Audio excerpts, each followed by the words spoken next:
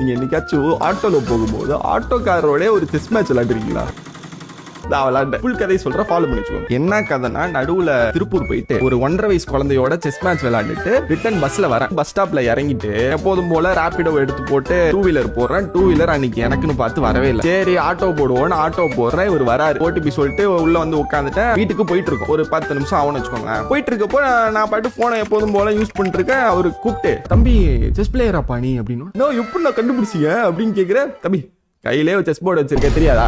ஆமாண்ணே, chess player தானே. தம்பி நானும் பிளேயர் தான்ப்பா, சின்ன பிள்ளை எல்லாம் விளையாண்டுருக்கேன் அப்படின்னு. என்ன சொல்றீங்க, செஸ் விளையாடுங்களா அப்படின்னு. ஆமாப்பா விளையாண்டுருக்கேன், வாங்க அப்போ ஒரு மேட்ச் போடுவோம் அப்படின்ற. இல்லப்பா நான் சின்ன பிள்ளையில விளையாண்டது, இப்பெல்லாம் ரொம்ப டச் விட்டு போயிட்டு அப்படின்னு. வாங்க விளையாடலாம் சும்மா ஜாலியா அப்படின்னு டக்குன்னு அவரு ஓரமா நிப்பாட்டுறாரு. போர்ட்லாம் அடிக்க வச்சுட்டு விளையாட ஆரம்பிச்சிட்டோம். இந்த பொசிஷன் தான் வந்துச்சு. இதுல என்ன பண்ணிட்டாரு, டைரக்டா பிஷப் எடுத்துட்டு வந்து என் குயின் அட்டாக் பண்ணாரு. நான் சும்மாவே அடிச்சிடலாம், டக்குன்னு பார்த்துட்டு இல்ல தம்பி பின்னாடி வச்சுக்கிறேன் அப்படின்ட்டு மறுபடியும் டேக் பேக்லாம் எடுத்து விளையாண்டாரு. விளையாண்டுட்டு இருக்கும் போதே நிறைய பேசி தான் விளையாண்டுட்டு இருந்தோம். இந்த மாதிரி சின்ன வயசுல நிறைய ஸ்டேட் டோர்னமெண்ட்ஸ் எல்லாம் ஆடி இருக்கேன். ஆனந்த் சார் கூட சைமன்லாம் ஆடி இருக்கேன். பட் ஆனா எனக்கு போதுமான சப்போர்ட் வந்து எனக்கு கிடைக்கல.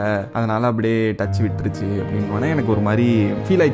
ஆனந்த் சார் சைன் பண்ண ஒரு போர்டு எடுத்து போய் கொடுத்தோன்னா ஒரு செம்ம ஆச்சரியம். ஆனந்த் சார் சைன் போட்டாங்களா அப்படின்லாம் கேட்டுட்டு வாங்கிட்டு கிளம்பிட்டாரு. வெரி நைஸ்ல. பட் நான் சொன்னதெல்லாம் அவருக்கே தெரியாது, அடிச்சு விட்டேன்.